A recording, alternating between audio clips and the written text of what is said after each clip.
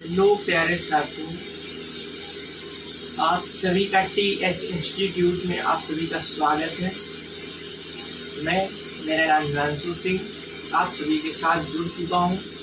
तो मैं सन 2026 के लिए जो BSc नर्सिंग करना चाहते हैं और अपनी प्रिपरेशन को एक रिवीजन टाइप में अच्छा बनाने के लिए और कैसे किया जाए और क्या इसकी क्राइटेरिया रहती है और क्या सिलेबस रहता है और ये सारी जानकारियों के लिए तो मैंने एक वीडियो बना के अपलोड भी कर दिया है, जाके उसे देख लीजिएगा, जिससे कि आपको नर्सिंग करने से पहले ये सीख इन्फॉर्मेशन जो है, सारी इन्फॉर्मेशन ज़रूर आपको पता होनी चाहिए। ठीक है, तो आज से मैं स्टार्ट कर रहा हूँ बायोलॉजी मैं फिजिक्स केमिस्ट्री और ये जो जितने 4-5 सब्जेक्ट हैं इनका हर एक चैप्टर वाइज चैप्टर में यूट्यूब पर वीडियो अपलोड करता रहूँगा। तो मेरा आज जो वीडियो है वो रहेगा बायोलॉजी के सब्जेक्ट पर और उसका चैप्टर जो रहेगा 11th का मेरा चैप्टर है और चैप्टर का नाम है cell cycle and cell division, कोशिका चक्र, कोशिका विभाजन, जिसका चैप्टर का नाम है। तो आज मैं इस टॉपिक पे बात करने वाला हूँ। ये मेरा चैप्टर 2 या 3 लेक्चर में, मतलब लेक्चर या वीडियो कह लो, अपलोड कर दूंगा। मतलब ये चैप्टर 2 या 3 लेक्चर में कंप्लीट हो जाएगा। मैं इसको प्रॉपर डेली इसको यूट्यूब पर चैनल पे डाल दिया करूँगा और आप सभी इसको ज़रूर लर्न कर लें।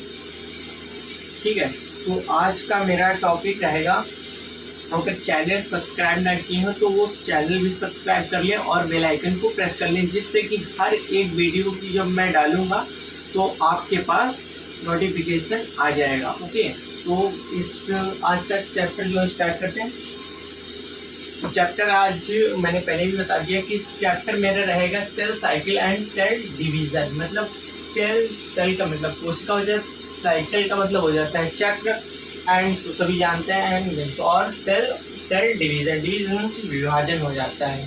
ठीक है, तो आज का ये हो जाता है चैप्टर। उसके बाद क्या रहता है, नंबर 1 हेडिंग डाल लीजिएगा और जो भी ये लिखा है आप इसको नोट भी कर लीजिएगा। एक शॉर्ट नोट्स के तरीके से मैंने अब बनाया है और वही आपको हम पढ़ाने वाले हैं। ठीक है, तो फर्स्ट हेडिंग मेरी क्या है, कोशिका विभाजन यानी सेल डिवीज़न।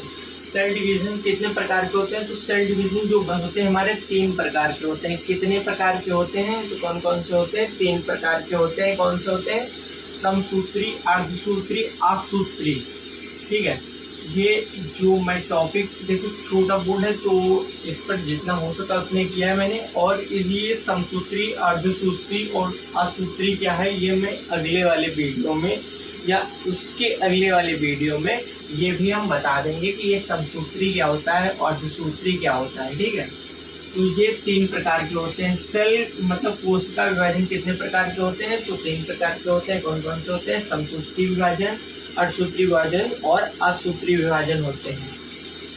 अब उसके बाद मेरा टॉपिक क्या रहेगा, दूसरी लाइन पे हेडिंग में रहेगा कोशिका चक्र यानी सेल साइकिल। सेल साइकिल क्या होता है, तो इसके बारे में बात करते हैं।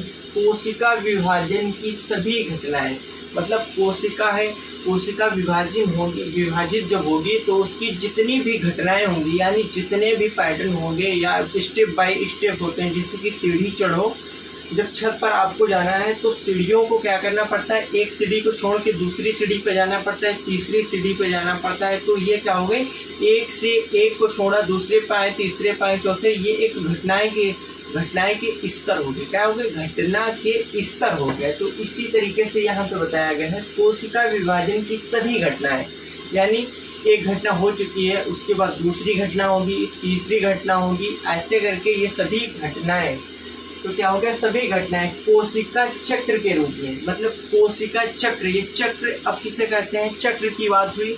जैसे कि पृथ्वी सूर्य के चारों ओर चक्कर लगाती है, मतलब एक चीज़ है, ये जैसे हमारा बीच का केंद्र हो गया, ये हमारा बीच का केंद्र हो गया, और ये चीज़ जो है हमारा मार्कर, ये इस तरीके से ये जो चल रही है चारों राउंड राउंड में जो चल रहा है ना, ये जो मार्कर हमारा इस तरीके से चल रहा है, तो ये हमारा क्या हो गया, इसे चक्र कहते हैं। तो इसको क्या हो गया, हमें चक्र कहते हैं। इसमें क्या लिखा, कोशिका चक्र के रूप में समझाई जाती है। मतलब कोशिका विभाजन जब होगा, इसकी सारी घटनाएं जो होंगी वो कोशिका चक्र के रूप में समझाई जाती हैं। ठीक है, जैसे कि एग्जाम्पल क्या रहता है, कोशिका जब विभाजन होगा और उसके चक्र जो पूर्ण होंगे तो उसमें क्या होगा, जैसे कि आपको हम समझाते हैं। कोशिका सेल वृद्धि, मतलब यहाँ पे हो जाता है कि कोशिका वृद्धि, यानी इंग्लिश में कहा जाएगा सेल ग्रोथ। ठीक है, डीएनए का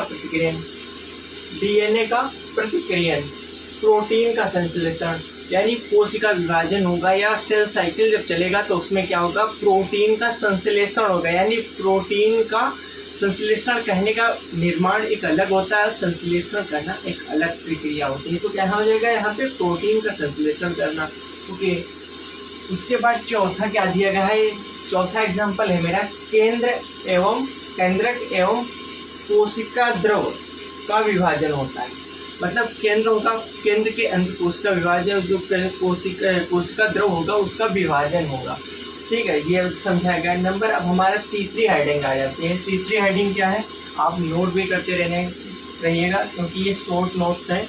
और अभी मैं आपको यहाँ पर जितने भी क्वेश्चन मतलब कराए हैं इसके, और हम ये भी बताएंगे कि ये कैसे करके क्वेश्चन पूछे भी जाते हैं।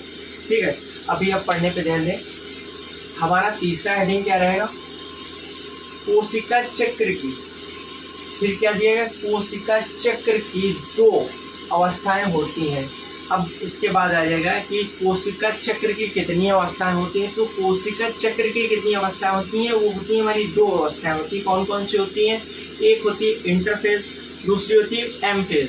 क्या होती है, अब क्वेश्चन यहाँ बन सकता है कि इसमें आपको दे दिया जाएगा कि कोशिका चक्र की अवस्था है कौन सी है, तो उसमें से इंटरफेज दे दिया जाएगा और आपको एक ऑप्शन सही होगा और 3 ऑप्शन गलत होंगे। तो उसमें से जो 3 ऑप्शन बचेंगे उसमें क्या कर देंगे, गलत ऑप्शन दे देंगे, एम फेज नहीं देंगे उसमें। और कोई चीज़ दे सकते हैं, और भी कोई चीज़ दे सकते हैं, तो आपको कौन सा निशान पे टिक करके आना है, फिल करके आना है।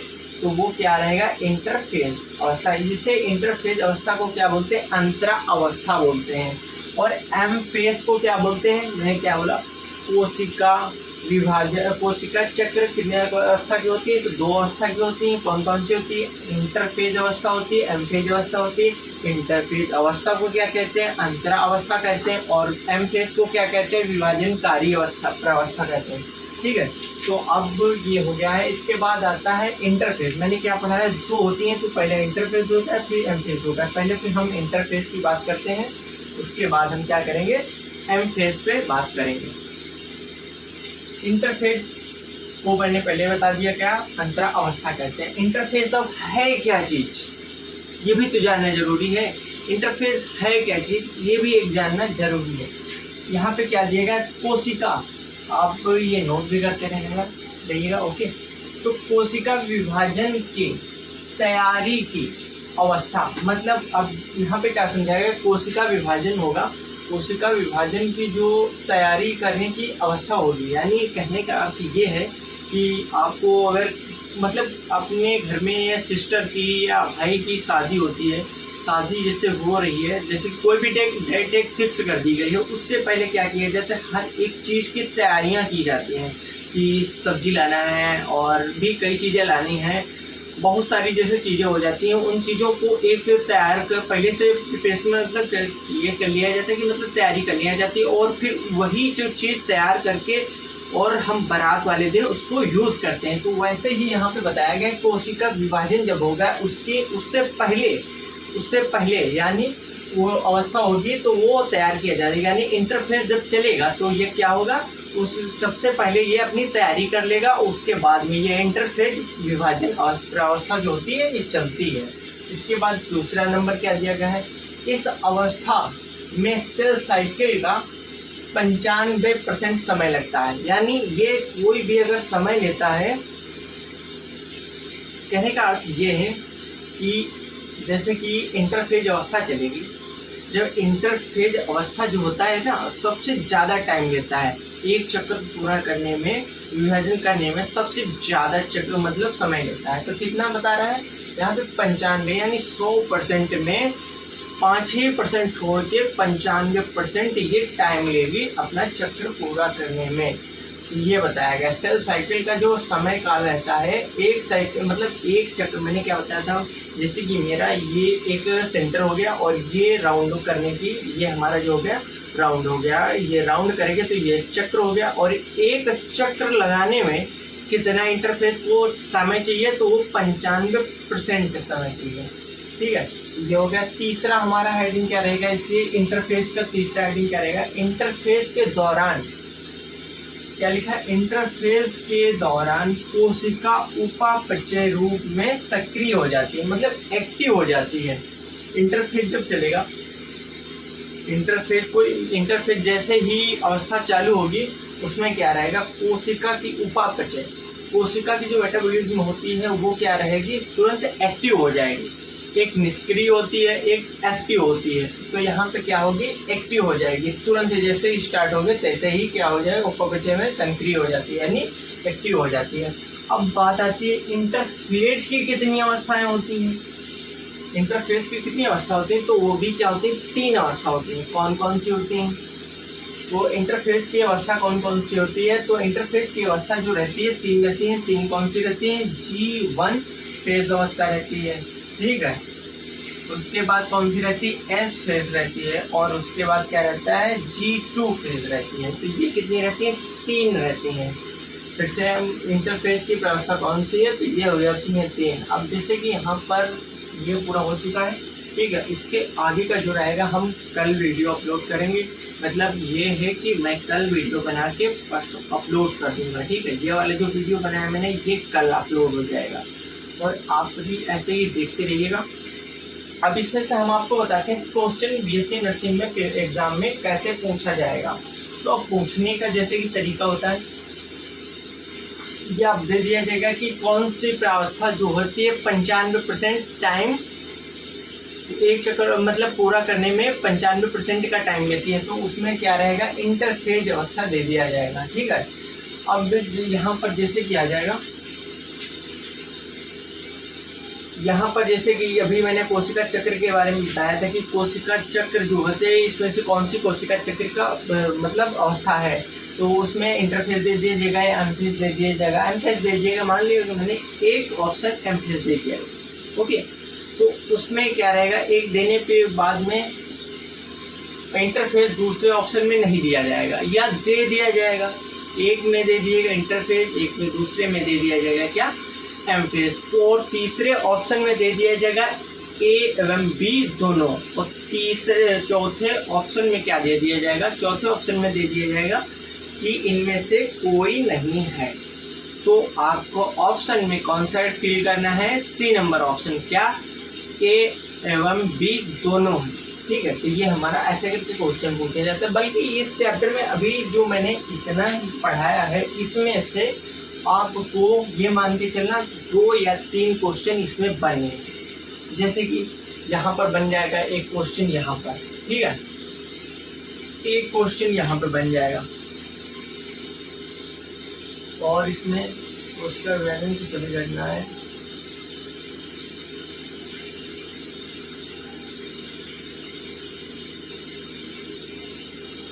बस यहाँ पर नहीं है इसमें। अब ये जो टॉपिक रहेगा मेरा क्या, S1 और नहीं G1 और S फेज और G2 फेज, इसमें से तीनों क्वेश्चन ये जो हम कल आपको पढ़ाएंगे बहुत ही इम्पोर्टेंट रहेंगे, यहाँ से आपको क्वेश्चन पूछे जाते हैं, ठीक है। तो आई होप, मैं आशा करता हूँ कि आप सभी को इसमें समझ आया होगा, और अगर नहीं समझ में आया है तो आप कमेंट बॉक्स में नीचे आप बिल्कुल कमेंट करके बताएं, हम इसको दोबारा एक्सप्लेन करेंगे, ओके। अगर कोई भी डाउट रहता है तो आप इस नंबर पे मैसेज व्हाट्सएप भी कर सकते हैं। व्हाट्सएप नंबर रहेगा मेरा